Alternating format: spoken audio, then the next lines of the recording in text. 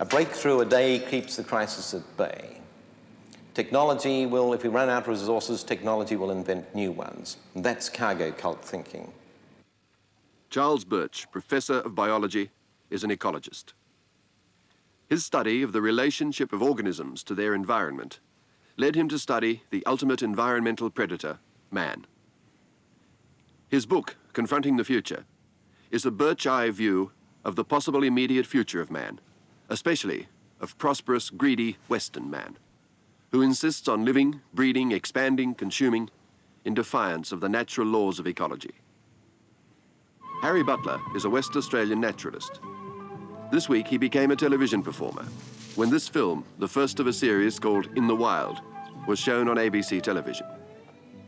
5 years ago, Harry Butler moved a small population of Euros, wallabies, to this island in Lake Argyll in West Australia. That's the whole island gridded. Results, 14 Euros, an increase. Of those, one definitely one of the original population. Big old man with a broken ear, couldn't mistake him. 2 this year's babies, 2 last year's babies. Bit of erosion taking place and some very heavy grazing taking place, selectively. Probably this year is the critical year. The population explosion has sort of reached its peak. Now, one of 2 things has to happen. Either they have to learn to eat the food they're not eating now, and a new form of eating will develop, or some of the animals are going to have to die to let the others survive. This is how evolution takes place. Animals under stress develop new techniques for living. Of course, there is a third alternative, I suppose. They can swim across through to the mainland over there. It's a fairly long swim, and although they can swim, they don't like it very much. But man, on his island, Earth, has no nearby mainland to swim to when population pressures get too much. And those pressures are rising. If the present population rate of growth in the world continues for the next 40 years, more people will be added to the Earth's population in the next 40 years than have existed in the whole of history up to this point in time. You see, we are able, or what we're doing at the moment, is adding 1 billion people to the population, 1,000 million people, every 15 years. Clearly, that new population will seek to live, to survive, where it will be born. And that will be in the areas of the world that are already disastrously overpopulated and underfed. Whereas population increases, food production declines. This is a doomsday equation. The decisions of how much food shall be grown, at what prices it shall be sold, are not made here at the point of need. For these are economic decisions, and they're made in places like this, the trading floor at an international grain market.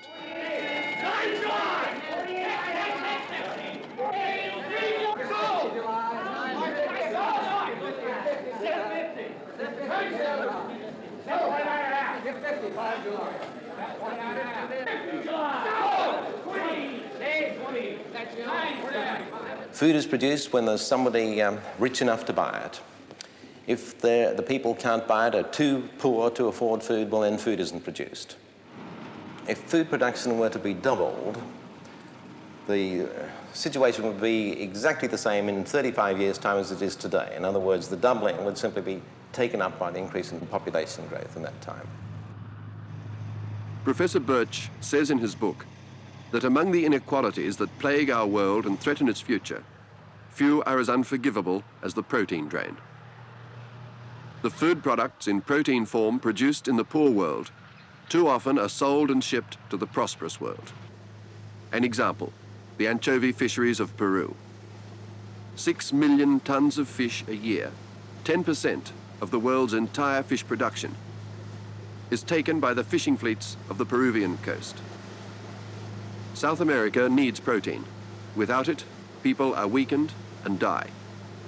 Yet 9/10 of this swimming protein from South American fisheries goes to North America and Europe to be fed to cattle or made into pet food. It takes 10 kilograms of corn or wheat to produce 1 kilogram of cattle or beef, and 5 kilograms to produce 1 kilogram of pork, and 3 kilograms of grain to produce 1 kilogram of chicken.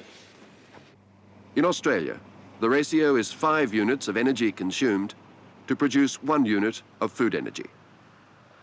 And only 1/10 of the energy used is in farming. 9/10 is in processing, packaging and transport. In a Chinese rice field, 1 unit of energy expended produces 50 units of food energy. A fundamental transformation needs to be taken place in the Western world, one which is based on a sustainable rather than an unsustainable economic system. What is a sustainable society that you talk about?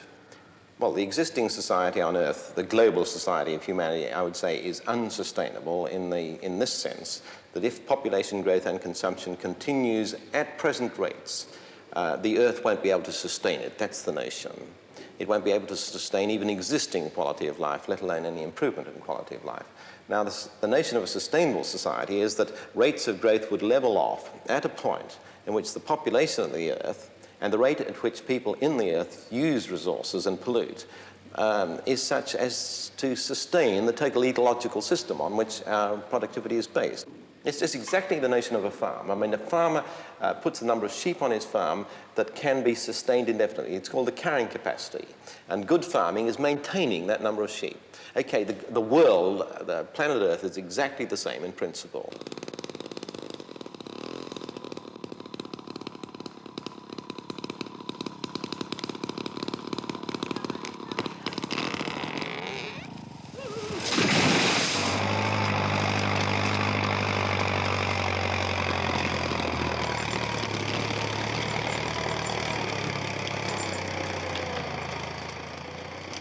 Eden.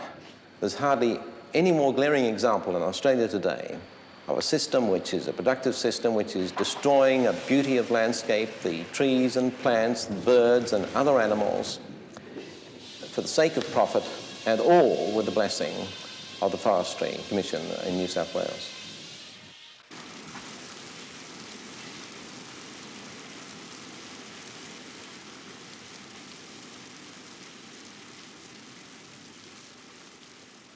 To destroy a precious heritage, to turn it into Japanese paper packages, is verging on the wanton.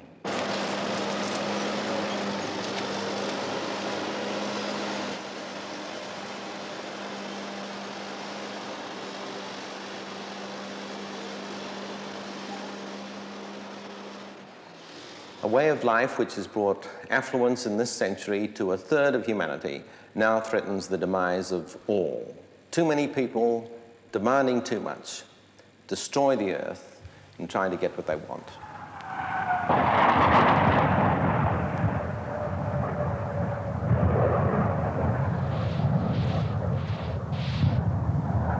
The most powerful and disruptive forces of the 20th century are science and technology.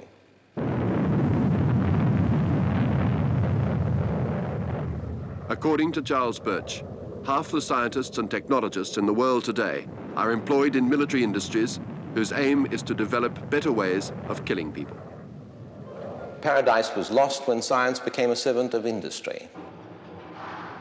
Mankind will use more mineral resources in the next 50 years than the whole of mankind has used in all of history up to this point of time. Let's suppose the whole of the world was going to try and become as rich as the Western world. Pretty well the whole of the petroleum supplies would be gone in a year, and the supplies of lots of other resources would be gone in a matter of a few years, and the thing had collapsed. The only possible, sustainable source of energy that is worth pursuing seriously in the future is solar energy. This reactor, the sun, is the right distance away, 145 million kilometers from the Earth, and it works.